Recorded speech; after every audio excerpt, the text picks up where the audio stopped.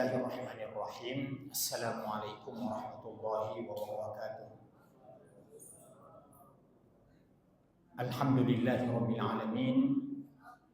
Wassalatu wassalamu ala asyrafil anbiya'i wal mursalin nabiyina Muhammadin wa ala alihi wa sahbihi ajma'in.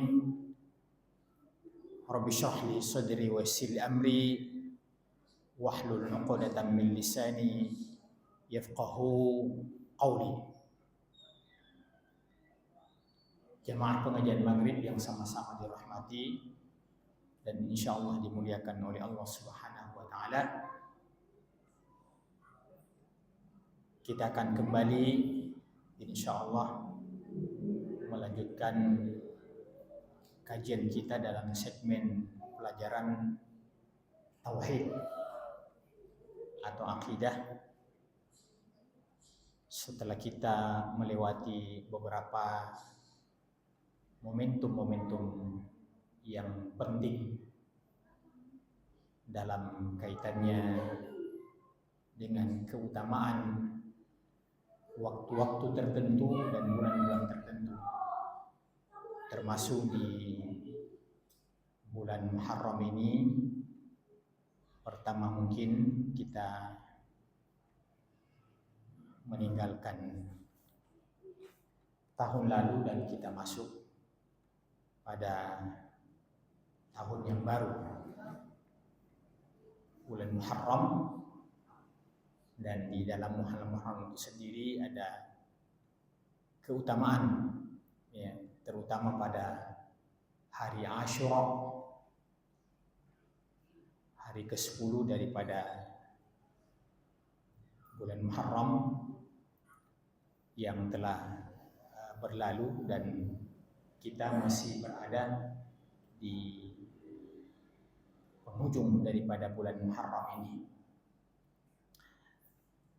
Saya tidak akan mengomentari lagi tentang momentum-momentum itu. Tentu para ustadz dan para narasumber telah menyampaikan akan hal tersebut. Kita pada malam ini akan kembali fokus melanjutkan kajian dan pelajaran kita. Ayat yang kita akan bahas pada malam ini berkaitan dengan tauhid adalah sebuah ayat yang terdapat dalam surah An-Nahl ayat 36. A'udzu billahi minasyaitonir rajim. Wa laqad ba'atsna fi kulli ummatin rasulan an i'budullaha wajtanibut taghut. Dan sungguh kami telah mengutus pada setiap umat seorang rasul. An i'budullaha, yang rasul itu bertugas untuk membimbing manusia, sembahlah Allah, ani'budullah wajtanibut taghut, dan jauhilah kelompok-kelompok taghut. Surah An-Nahl ayat 36.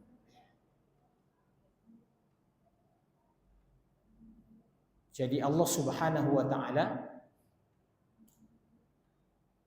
menyebutkan dalam ayat yang lain, wa ma kunna mu'adzibina hatta nab'atsa rasulan. Kami tidak mungkin akan menyiksa atau mengazab suatu umat atau suatu kaum hatta nab'atsa rasula, terkecuali terlebih dahulu kami telah mengutus seorang rasul.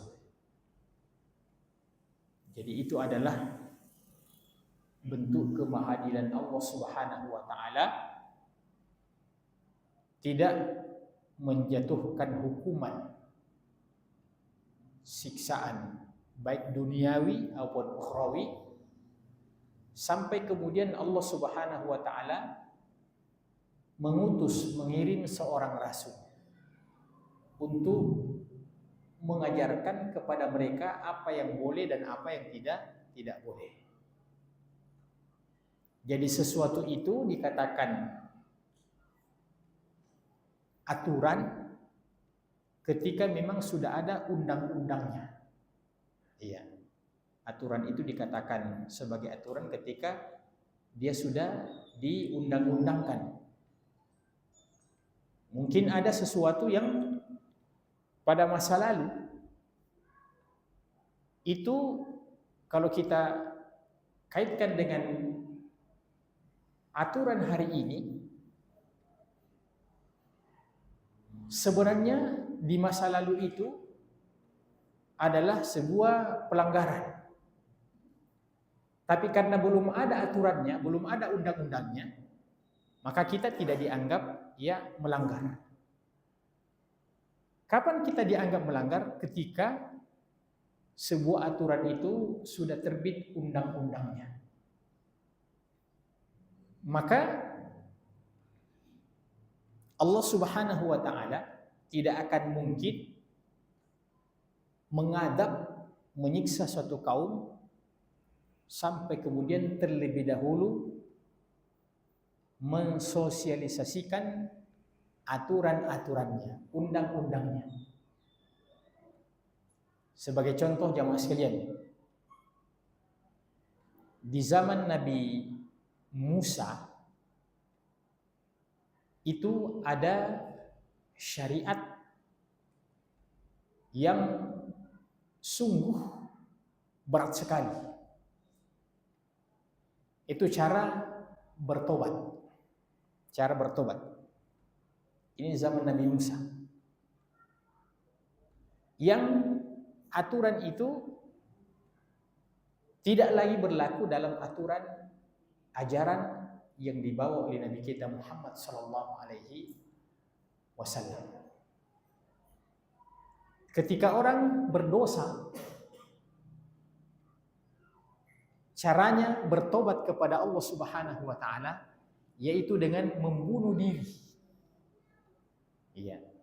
Faqtulu anfusakum dzalikum khairul lakum inda bari'ikum fataba 'alaikum. Itu dalam surah Al-Baqarah. Coba bayangkan. Bunuhlah diri-diri kalian, faqtulu anfusakum. Dzalikum khairul lakum, itu yang lebih baik bagi kalian. Jadi zaman Nabi Musa itu kalau orang berdosa, caranya bertobat adalah membunuh diri-diri mereka. Walaupun ini teknisnya itu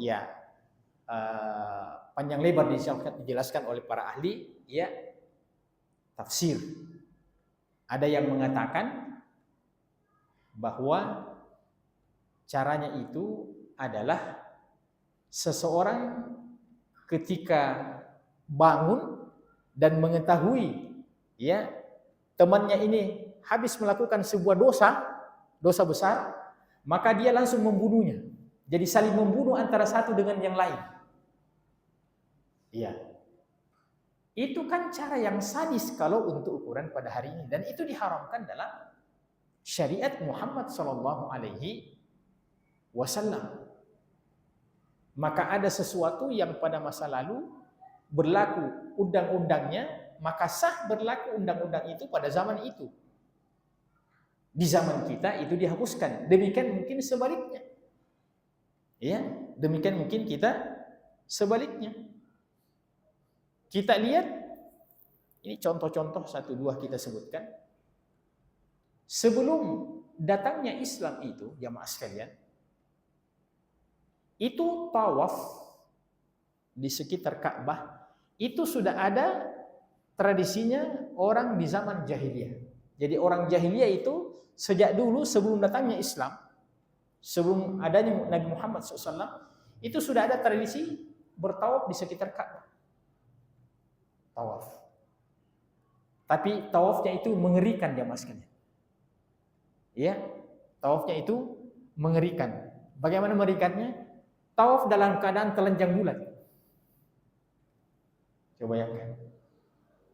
Maka ketika Islam datang, ya, sebahagiannya diambil, tapi sebahagiannya dibuang. Iya. Tawafnya dimasukkan bahagian daripada syariat haji atau syariat umrah, akan tetapi telanjang bulatnya menjadi ya tidak boleh. Ya. Maka itu contoh bahwa aturan dari zaman ke zaman itu berkembang. Terkadang pada masa lalu ada, setelah syariat Nabi Muhammad itu ditiadakan. Atau di zaman itu tidak ada, setelah datangnya syariat Muhammad SAW itu ada.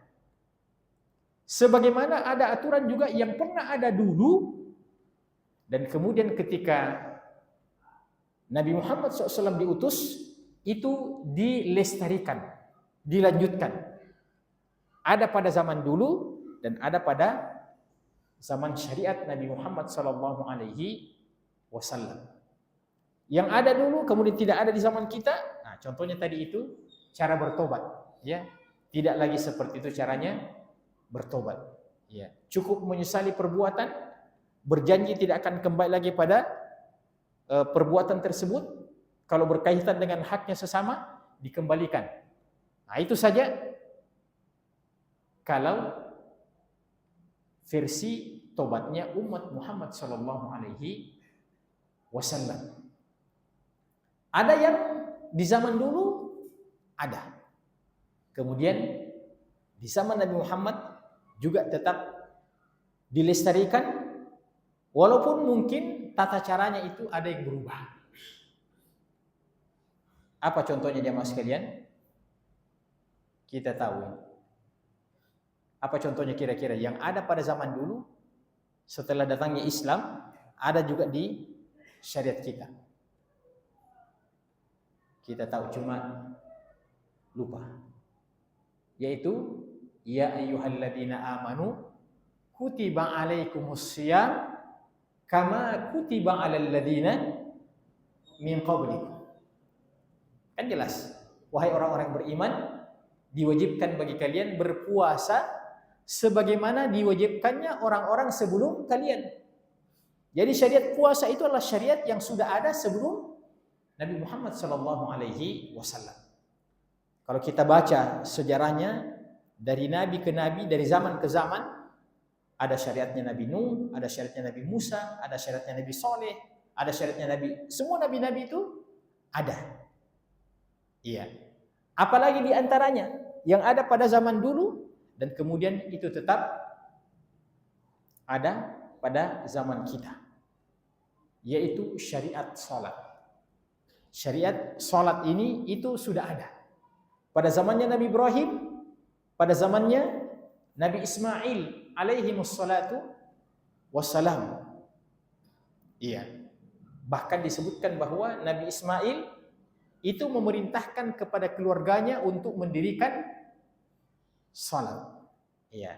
Cuma tidak disebutkan apakah 5 waktu atau salat-salat bagaimana. Nah, itu tidak disebutkan secara terperinci, tapi tentang adanya, nah, itu disebutkan. Maka kembali kepada kajian kita jamaah sekalian, Allah mengatakan walaqad ba'atna fi kulli ummatir rasulan an i'budullaha wajtanibut taghut. Sebagaimana ada ajaran yang tidak pernah berubah sejak zaman dulu sampai akhir zaman, atau kita katakan sampai risalahnya Nabi kita Muhammad SAW. Jadi ada ajaran para nabi dan rasul itu yang seragam, tidak pernah mengalami perubahan. Contohnya jamaah sekalian adalah persoalan tauhid, persoalan akidah. Ya. Jadi ayat ini menginformasikan kepada kita, walaqad ba'atna fi kulli ummatir rasulan. Dan sungguh kami telah mengutus, membangkitkan pada setiap umat itu rasul. Semua perintah rasul, semua misi rasul itu pada setiap zamannya semua menganjurkan umatnya, pengikutnya untuk mengatakan u'budullah, ani'budullah, sembahlah Allah. Ya, semua itu seragam. Iya. Maka satu bentuk kekeliruan, iya.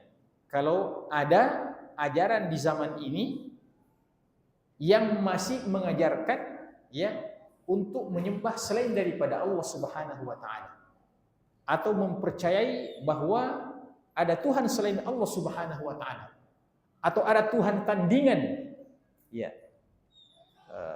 di samping daripada Allah Subhanahu wa taala. Umpamanya ini kita sebutkan dalam kepercayaan ya di agama lain umpamanya ya menganggap Isa ya sebagai yang disembah ya.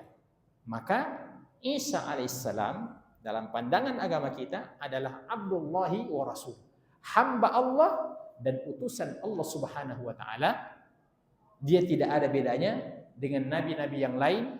Semua termasuk Nabi Isa menganjurkan kepada pengikutnya untuk menyembah Allah, wa'budullah wa la tusyriku bihi syai'a. Sembahlah Allah dan janganlah kalian mempersyirikatkan Allah Subhanahu wa taala. Jadi tauhid ibadah itu adalah ajaran yang seragam. Ya, ajaran yang seragam. Yang ada kemungkinan perbedaan-perbedaan itu adalah dalam macam-macam syariatnya, ya, dalam macam-macam ya syariatnya. Iya.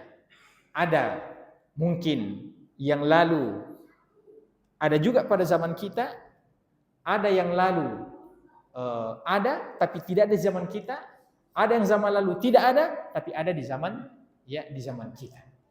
Maka diutusnya Nabi kita Muhammad sallallahu alaihi wasallam itu adalah sebagai penyempurna seluruh ajaran-ajaran yang telah ada sebelumnya itu. Apakah Allah Subhanahu wa taala tidak mengetahui tentang keadaan manusia itu? Kan bisa saja kita mengatakan, ini tidak konsisten, kenapa berubah-ubah? Kan bisa saja kita memahami seperti itu. Kenapa di zaman Nabi ini begini, kenapa di zaman Nabi ini begini? Ya. Namanya aturan itu ketika disosialisasikan sangat manusiawi ketika mengalami perubahan dari zaman ke zaman.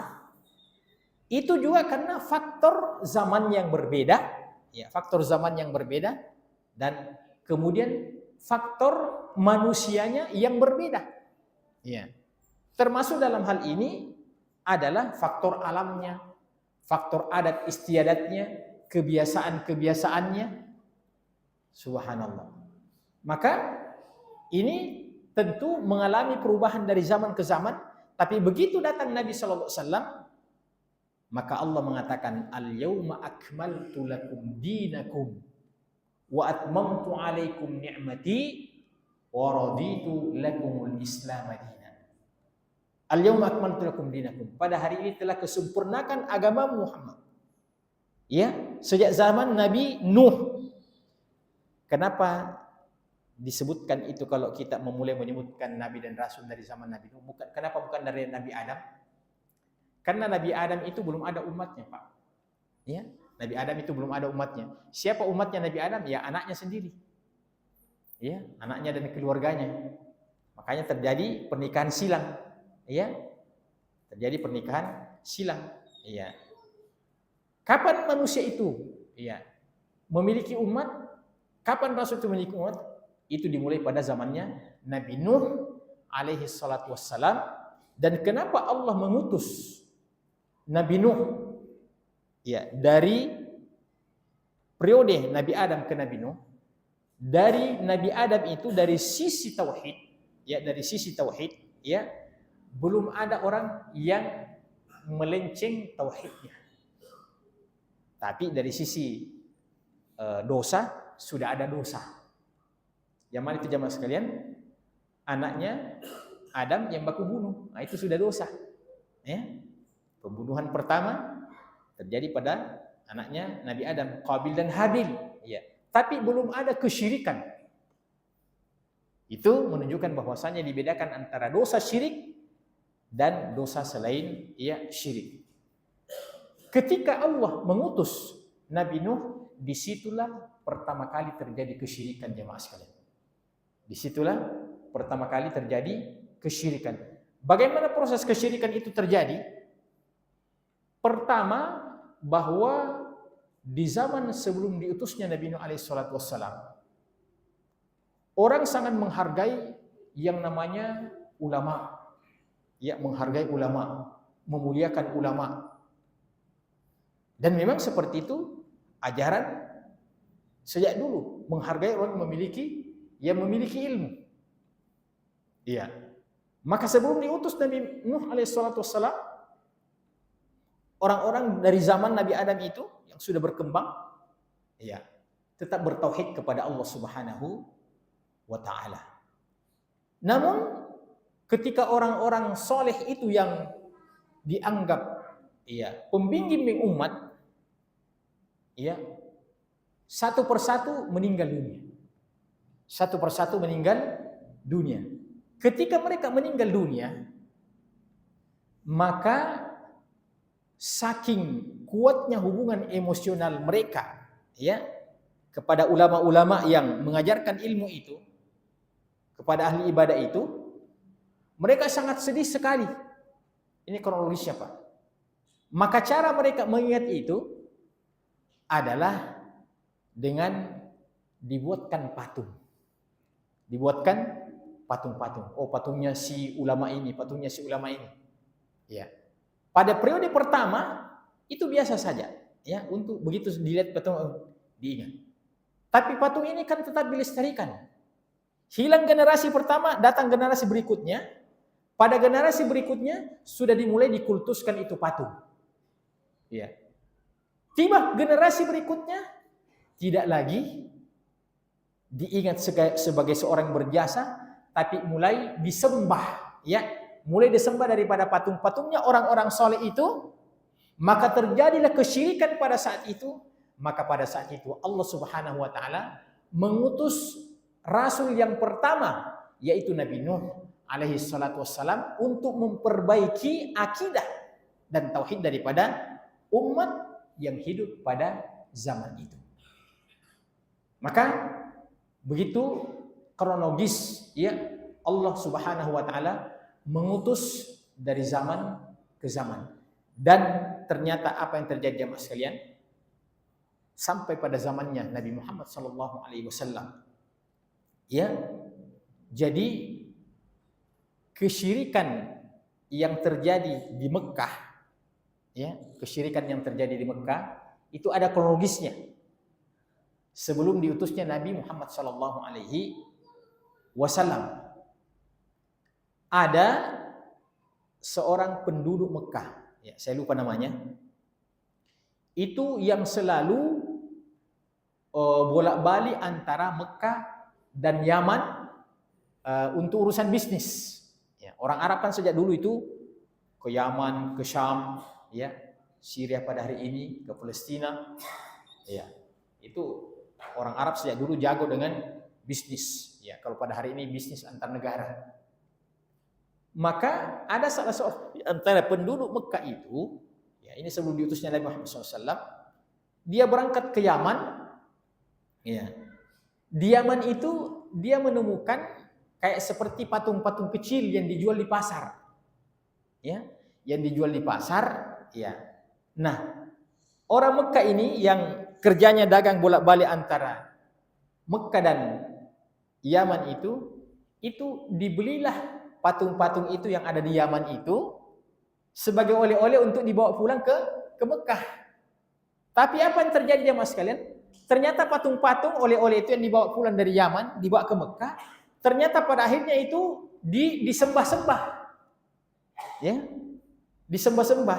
Pokoknya dikultuskan, mungkin dipotongkan kambing apa, pokoknya seperti itulah. Maka terjadilah kesyirikan di Mekah pada saat itu.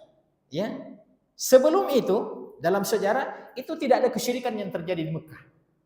Inilah orang yang pertama yang membawa peluang kesyirikan dari Yaman ke Mekah. Maka berkembanglah kesyirikan itu. Maka kita ketahui di sekitar Ka'bah itu orang-orang Quraisy itu membuat patung. Jadi karena sudah ada contohnya, maka mereka istilahnya melanjutkan. Mereka melanjutkan regenerasi. Sampai berapa patung yang dibuat di sekitar Ka'bah itu jamaah sekalian? Sekitar 360 buah patung. Berjejer di situ. Ada patung Al-Lata, ada patung Al-Uzza, mereka kasih nama. Mereka kasih nama. Maka ketika Nabi Shallallahu Alaihi Wasallam diutus untuk menjadi nabi, maka sebagaimana Nabi Nuh meluruskan akidah dan tauhid daripada umatnya, maka demikian pula ketika Nabi Shallallahu Alaihi Wasallam ketika diutus oleh Allah pertama kali di Mekah adalah memperbaiki akidah tauhid orang-orang Quraisy itu yang sudah mulai melenceng itu. Nah, diajarkanlah kepada mereka untuk mempertuhankan Allah Subhanahu wa taala saja. Maka dakwah yang pertama kali Nabi lakukan adalah mengajarkan kepada mereka qulu la ilaha illallah tuflihu. Itu saja materi dakwanya Nabi. Qulu la ilaha illallah tuflihu. Wahai penduduk Mekah, ucapkan la ilaha illallah. Tidak ada sembahan berhak untuk disembah kecuali Allah. Tuflihu, kalian akan mendapatkan kebahagiaan dan kemenangan. Nah, orang kafir Quraisy itu jamaah sekalian, karena namanya bahasa mereka, tahu betul itu apa maknanya itu la ilaha illallah. Tahu betul maknanya itu apa la ilaha. Tidak ada Tuhan yang berhak untuk disembah kecuali Allah Subhanahu wa taala. Maka ini bertentangan dengan realita yang terjadi. Wah, bagaimana ini? Tiba-tiba datang Muhammad menyuruh kita untuk menyembah satu Tuhan saja. Jadi sebenarnya jamaah sekalian, bukan unsur keberatan mereka ketika disuruh untuk menyembah Allah Subhanahu wa taala. Bukan di situ masalahnya. Akan tetapi masalahnya bagi mereka adalah ketika Nabi memerintahkan, mengarahkan kepada mereka untuk menyembah Allah saja. Itu yang jadi masalah, Pak. Untuk menyembah Allah saja. Jadi kalau kita menyembah Tuhanmu Muhammad, bagaimana kasihan dengan Tuhan-Tuhan kami? Nganggur dong. Kalau istilah kita. Itulah yang Allah sebutkan dalam Al-Quran ketika mereka mengingkari ajakan Nabi, aja'alal alihata ilahan wahidan. Aja'alal alihata ilahan wahidan. Apakah Muhammad ini mengajak kita untuk menyembah satu Tuhan saja? Inna hadza la syai'un ujab. Wah, ini sesuatu yang aneh, ajaib. Ujab. Ujab itu bahasa Arab, Pak. Ajaib itu sesuatu yang aneh. Inna hadza la syai'un ujab. Jadi bukan mereka keberatan ketika diajak untuk menyembah Allah. Andaikan Nabi mengatakan, sembah juga Tuhanmu, sembah juga dengan Tuhan yang saya perkenalkan. Tidak ada masalah. Tapi masalahnya Muhammad ini sepertinya mau monopoli saja.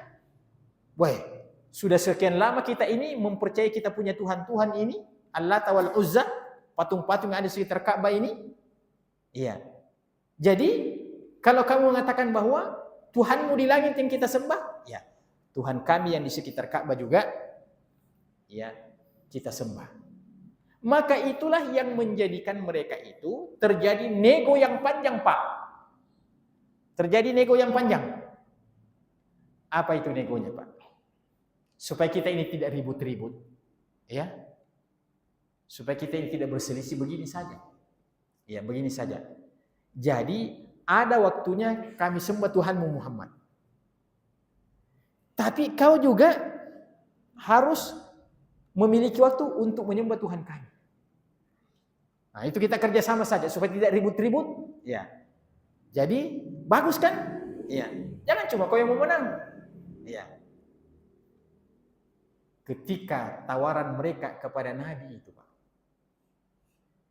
bukan Nabi yang menjawab, tapi langsung turun dari langit yang ketujuh surah yang kita hafal semuanya, surah Al-Kafirun. Itulah kronologisnya turunnya surah Al-Kafirun. Ketika terjadi tawar menawar, sembah juga Tuhanku. Ya, besok saya sembah juga Tuhanmu. Iya. Kalau tiba hari rayamu, kita juga mengucapkan hari raya. Begitu juga sebaliknya. Ya. Maka dengan tegas, ya, tanpa ada sedikit pun semacam dipoles-poles di situ. Tegas, Pak. Qul, katakan Muhammad. Ya. Tidak berbelit-belit. Tidak ada istilah sebenarnya begini pun. Qul ya ayyuhal kafirun la a'budu ma ta'budun. Coba bayangkan, Pak. Begitu tegasnya. Katakan kepada mereka, la a'budu ma ta'budun. Aku tidak menyembah apa yang kalian sembah. Wala antum abiduna ma a'budu. Demikian pula sebaliknya, kalian tidak perlu menyembah apa yang saya sembah. Saya tidak menyembah apa yang kalian sembah, dan kalian juga tidak perlu menyembah apa yang kami sembah. Ditutuplah ayat itu dengan lakum dinukum walid. Bagimu agamamu, bagimu kepercayaanmu, dan bagi kami kepercayaan kami. Nah, ternyata jamaah sekalian, ini adalah sebuah bentuk pengulangan sejarah yang selalu ada pada setiap zaman. Yang selalu ada pada setiap zaman. Ya. Dari zamannya Nabi kita Muhammad sallallahu alaihi wasallam. Nah, kita ini di negeri ini kebetulan ya kita dipersatukan oleh Pancasila yang mengakui 5 agama. Atau ada tambahan lagi? Konghucu tambah lagi 6 di zamannya Gus Dur. Iya. Bagi kita umat Islam ini tidak pernah menghalang-halangi orang lain untuk memeluk agamanya, untuk melaksanakan agamanya. Bagi kita ini adalah memproteksi saudara kita umat Islam ini untuk tidak mencampur baurkan antara agama Islam dengan kepercayaan-kepercayaan ya orang lain. Dianggapnya kita ini sebagai orang yang ekstrim ketika kita tidak mau toleransi sedikit pun dengan ajaran agama lain. Padahal dari sisi Anda mau laksanakan, ajaran agama kita telah mengajarkan 14 abad yang lalu, lakum dinukum waliyadin. Ya. Tidak ada sejarahnya itu Nabi dan para sahabat. Ya. Kapan patung-patung itu dihancurkan di Mekah itu? Ketika Mekah sudah menjadi negeri kaum muslimin, sudah tidak ada penyembahnya, Pak. Sudah tidak ada pengikutnya. Ya. Kalau sudah tidak ada pengikutnya, buat apa lagi dilestarikan? Ya. Ditebang saja itu patung-patung ada di situ. Sudah tidak ada pengikut daripada hal tersebut. Ya, tadi saya disampaikan oleh pengurus masjid, ya, harus buka kesempatan bawa pertanyaan. Ya. Ini masih ada waktu mungkin sekitar berapa? 10 menit ya. Kurang lebih, iya. Maka kita cukup sampai di sini jemaah sekalian, iya, dari kita. Kalau ada yang mau menambahkan, ya. Jadi tidak mesti bertanya, Pak. Ya, forum ini adalah forum untuk kita saling ya berdiskusi, ya. Tidak kita menganggap bahwa narasumber saja yang serba tahu, ya. Ada yang saya tahu, sebagian tidak tahu, ada yang Bapak tahu, saya tidak tahu. Tafadhal.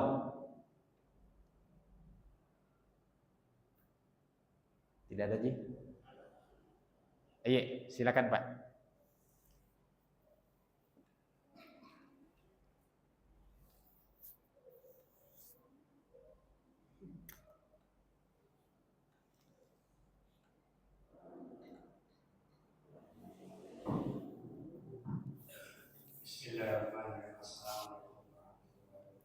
Waalaikumsalam warahmatullahi wabarakatuh.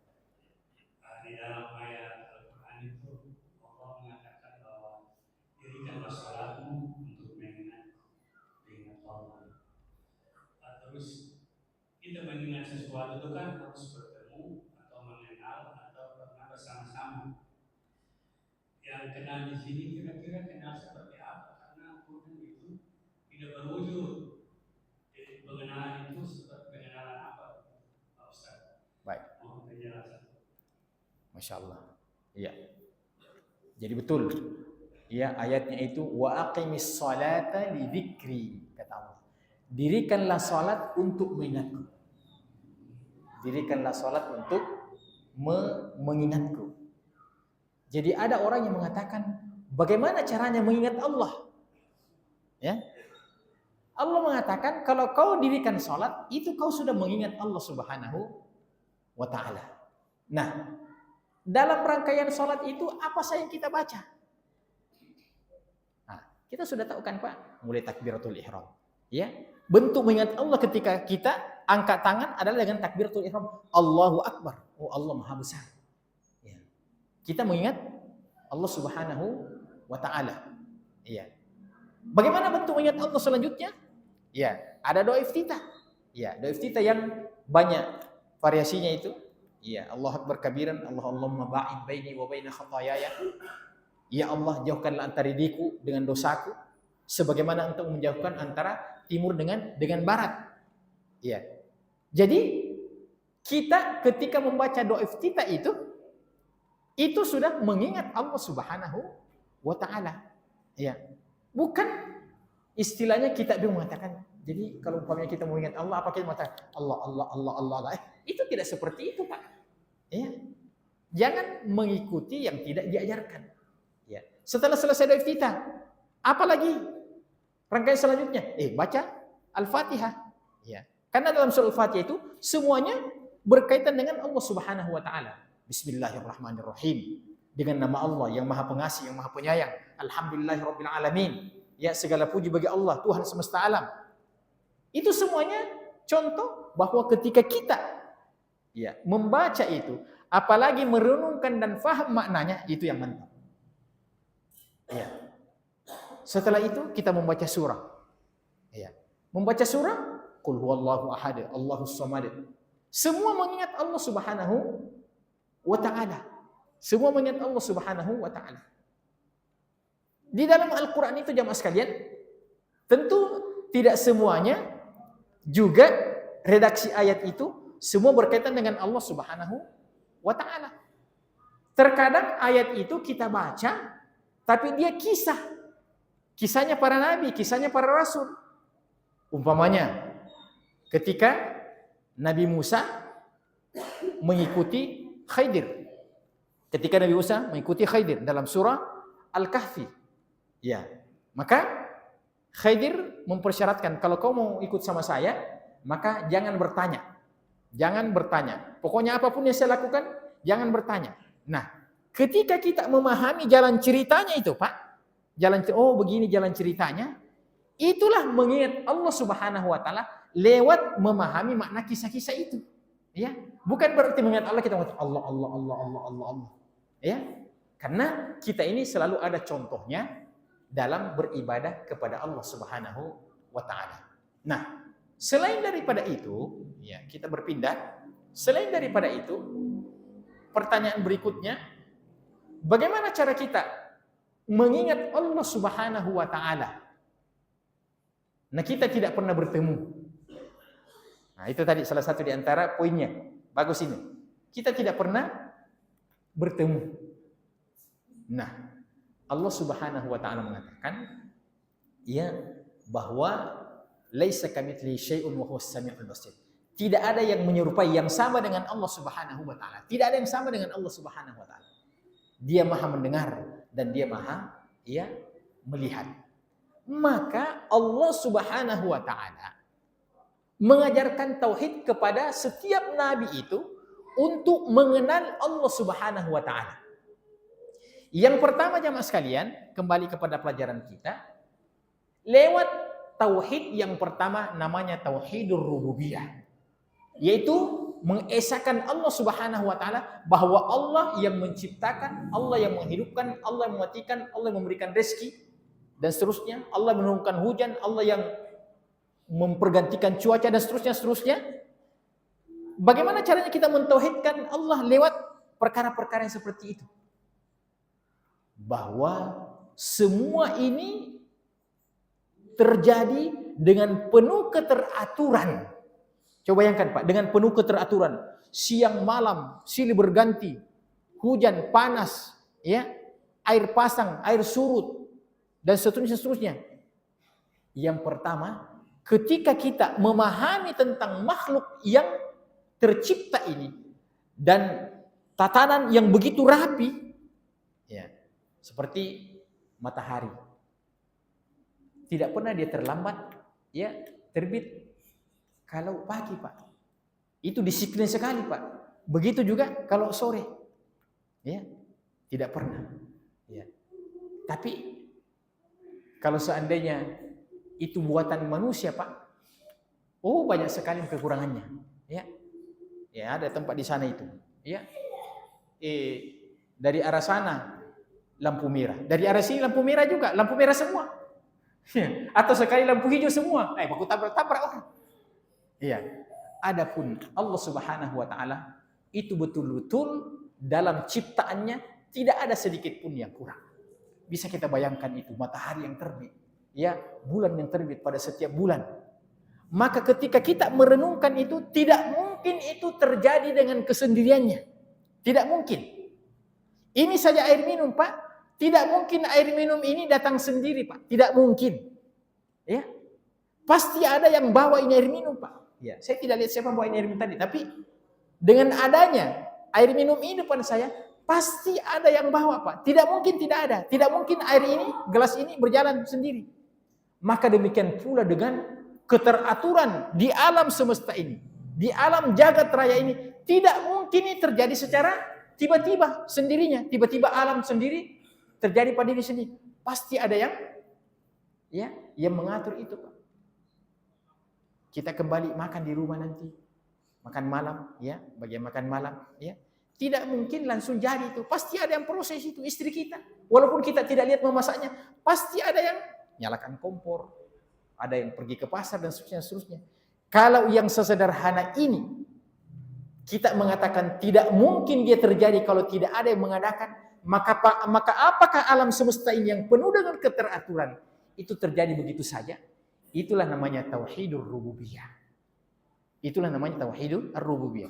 Dan kita mengambil kisahnya Nabi Ibrahim dalam mencari Tuhan. Nabi Ibrahim itu berproses juga dalam mencari Tuhan. Ya, ketika dia melihat bintang, kayaknya ini Tuhanku ini, ya. Dia tinggi, ya. Tapi ternyata di pagi hari hilang. Iya. Ternyata malam berikutnya ada lagi bulan. Kayaknya ini Tuhanku ini, bulan ini. Tapi ya hilang lagi. Ya. Di siang hari kayaknya ini matahari Tuhanku ini karena ini yang lebih cerah, ini yang lebih banyak sinarnya, ya. Ternyata di sore hari dia terbenam, akhirnya dia kembalikan kepada Allah Subhanahu wa taala bahwa semuanya ini adalah makhluk, ya, yang menciptakannya itu adalah Allah Subhanahu wa taala. Yang kedua, ya, kembali ke pelajaran kita, yaitu lewat tauhidul uluhiyah. Jadi kita mengenal Allah dan mengingat Allah lewat tauhidul uluhiyah, yaitu mengesahkan Allah Subhanahu wa taala dalam peribadatan kita. Maka itulah tujuannya diturunkan syariat. Ya, kita ada rukun Islam, ya, kita bersyahadat, kita salat, kita puasa, kita haji, ya, kita zakat dan seterusnya. Ketika kita melakukan itu semuanya, kita itu artinya sudah menyembah Allah Subhanahu wa taala lewat syariat itu. Terakhir, yaitu kita mengenal Allah Subhanahu wa taala lewat asma dan sifat-sifatnya, lewat nama dan sifat-sifat Allah Subhanahu wa taala. Ar-Rahmanir Rahim, yang Maha Pengasih, yang Maha Penyayang. Maliki Yaumiddin, yang menguasai hari pembalasan. Maka Allah Subhanahu wa taala ketika menyebutkan ribuan namanya dalam Al-Qur'an, kira-kira masuk akal ada nama tapi tidak ada yang punya nama? Ya. Itu pertanyaannya, Pak. Kira-kira masuk nama, ada nama, ini nama tapi tidak ada orangnya. Iya. Maka Allah Subhanahu wa taala ketika menyebutkan nama-namanya dan sifat-sifatnya, Allah turun. Ya, Allah memberikan rezeki. Apakah sifat-sifat itu kita katakan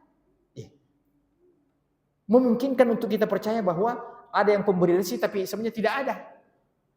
Maka dengan mengenal nama-namanya, sifat-sifatnya, itu akan mendekatkan kita kepada Allah Subhanahu wa taala yang memang untuk di dunia ini itu gaib. Ya, untuk di dunia ini itu gaib, Pak. Kenapa gaib? Bagi kita untuk Allah Subhanahu wa taala. Jangankan Allah Subhanahu wa taala. Ciptaan Allah Subhanahu wa taala saja ada di antaranya yang tidak mampu untuk kita memandangnya berlama-lama. Tidak usah Allah Subhanahu wa taala. Contohnya melihat matahari, Pak. Berapa lama kita mau bisa melihat matahari? Tidak mampu kita melihat matahari. Makanya Nabi Musa itu paling unik, Pak. Ya. Nabi Musa itu paling unik. Ya. Apa dia katakan? Ya Allah, ya, bolehkah saya melihatmu? Bukan berarti saya tidak percaya, tapi penasaran sekali kayak ini. Sebentar sekali mau saja, ya kalau istilah kita, sebentar saja. Mau kalian? Iya. Maka Allah juga tidak langsung mengatakan tidak boleh. Ya. Tapi istilahnya kalau kita istilahnya dipancing. Nah, kalau kau mau lihat saya, ya, coba kamu melihat ke salah satu gunung namanya Gunung Tursina. Ya. Maka Nabi Musa ya melakukan arahan itu, jemaah sekalian.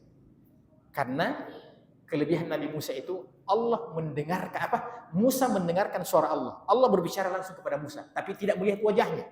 Hanya suara tapi tidak melihat wajahnya. Sekarang sudah dapat berbicara. Satu lagi, satu memahami ini ya Allah. Begitulah manusia, Pak. Ya. Sudah aku dengarkan suaramu ya Allah. Satu memahami ini. Bisakah saya sebentar sekali korong? Penasaran sekali ke ini. Nah, Allah tidak izinkan itu. Tapi karena Nabi Musa ngotot istilahnya, dia katakan, coba kau melihat ke arah gunung itu. Ada dalam Al-Quran. Ya. Maka ketika Nabi Musa melihat ke situ, itu baru cahaya, bukan wujud Allah. Baru cahaya, proses untuk diarahkan Musa melihat Allah Subhanahu wa taala. Ketika Musa melihat ya ke Gunung Tursina itu, disitulah Musa jatuh pingsan, Pak, gara-gara tidak tahan matanya melihat daripada cahaya yang sangat kuat itu. Pingsan Nabi Musa, setelah dia sadar, ya Allah mengatakan, bagaimana Musa? Mau dilanjutkan? Dan sudah ya Allah, sudah. Kenapa? Karena memang di dunia ini Allah Subhanahu wa taala merancang indera kita untuk tidak mampu menyaksikan Allah Subhanahu wa taala.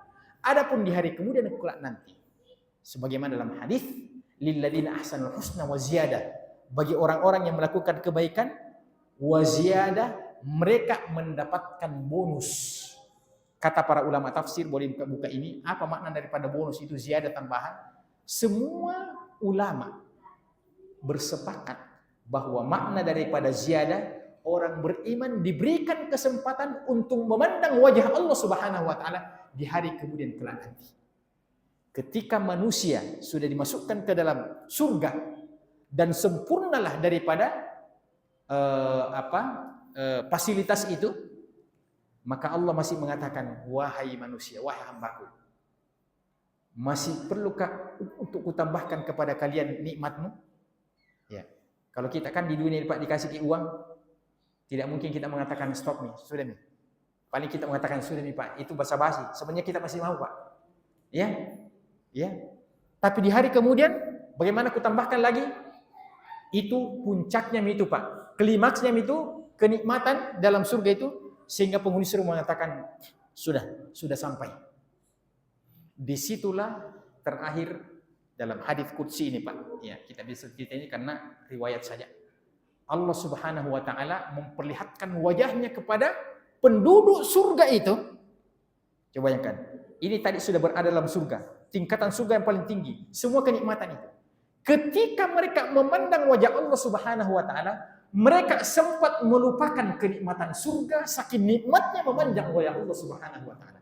Itu kata para ulama, itulah di antara tafsir lilladzina ahsanul husna wa ziyadah, bagi orang-orang yang melakukan kebaikan di hari kemudian kelak nanti mereka mendapatkan bonus itu tambahan melihat, memperlihatkan Allah Subhanahu wa taala. Maka dalil-dalil ini menjadi sebuah dalil yang kuat tentang kepercayaan Ahlus Sunnah wal Jamaah bahwa di hari kemudian Allah memperlihatkan itu. Kenapa di dunia jamaah sekalian kita tidak mampu melihat Allah dan di hari kemudian Allah mengizinkan untuk melihat? Dalam riwayat yang lain memang penghuni surga itu, Pak.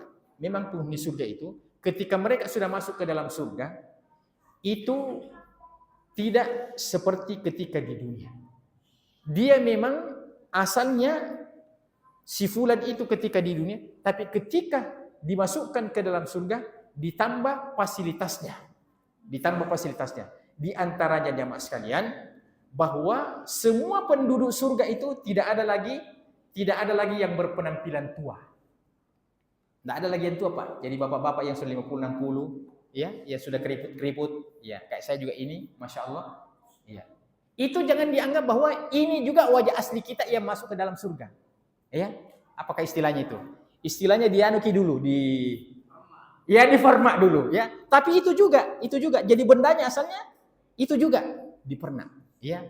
Istri kita, apalagi yang sudah 60 70 tahun ini, Pak, kan ya tinggal paling kita ini istilahnya sikari tutui, orang Bugis istilahnya. Tapi di hari kemudian kelak nanti, ya Allah Subhanahu wa taala mengembalikan semua orang-orang yang pernah di dunia itu dikembalikan standar ketika dimasukkan ke dalam surga oleh Allah Subhanahu wa taala.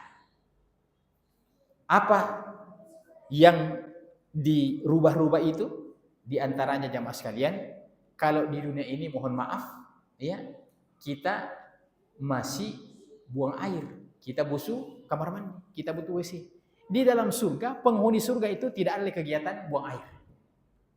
Dan bukan berarti dia sakit. Ya, kalau dia tidak buang air berarti sakit. Kalau di dunia, Pak, sudah 3 hari tidak buang air, sakit itu, Pak, ke dokter. Tapi penghuni surga itu tidak lagi buang air, Pak. Buang air besar, buang ke situ tidak ada lagi. Jadi dalam surga itu, Pak, ya, pembuat WC itu tidak laku nih, Pak. Tidak laku. Siapa mau buat WC? Tidak ada, buat apa? Tidak ada WC dalam surga, Pak. Ya, kenapa? Karena itu tempat-tempat yang istilahnya identik dengan kotor-kotor. Iya. Di antaranya yang disebutkan itu, Pak, penduduk surga tetap berkeringat. Penduduk surga itu tetap berkeringat. Jadi penduduk surga itu ada keringatnya. Tapi keringatnya ini berubah menjadi parfum semuanya, Pak. Subhanallah. Iya. Ada di dunia, Pak, berkeringat. Mau kok keringat kok? Ya. Di dalam surga itu keringatnya penduduk surga itu berubah menjadi parfum. Ya, dan bukan parfum yang ada itu biasa parfumnya menyengat, Pak. Ya, yang nak kasih ke orang biasanya sebenarnya kita tidak mau karena tidak enak rasanya, tapi ya bukan yang begitu. Pokoknya betul-betul yang menyenangkan. Jadi saya ingin mengatakan tempat yang sedikit pun tidak ada negatifnya itulah surga. Tempat yang sedikit pun tidak ada positifnya itulah neraka. Tempat yang berpadu antara positif dan negatif yaitu dunia. Jadi Allah membuat 3 tempat, Pak. Dunia ini, Pak, silih berganti, positif negatif, di atas di bawah, senang susah. Ya, begitulah dunia. Ya. Tapi kemudian di hari kemudian kelak nanti Allah memisahkan satu tempat. Yang satu tempat namanya surga, tidak ada lagi negatifnya. Ya. Yang satu namanya neraka, tidak ada positifnya, tidak ada kebaikannya sedikit pun. Ya, itu Allah pisahkan. Makanya Allah memberikan ujian dalam kehidupan ini agar supaya di hari kemudian kita berpisah. Ya, di hari kemudian kita berpisah. Andaikan kita tidak dibuatkan ujian oleh Allah Subhanahu wa taala, maka dia bagaikan emas batangan yang tidak pernah diolah, pada akhirnya tidak menjadi sebuah perhiasan ya yang bernilai di sisi Allah Subhanahu wa taala. Demikian jemaah sekalian, lebih dan kurang mohon dimaafkan. Subhanakallahumma wa bihamdika asyhadu an la ilaha illa anta astaghfiruka wa atubu ilaik wa akhiru da'wana alhamdulillahirabbil alamin. Wassalamualaikum warahmatullahi wabarakatuh.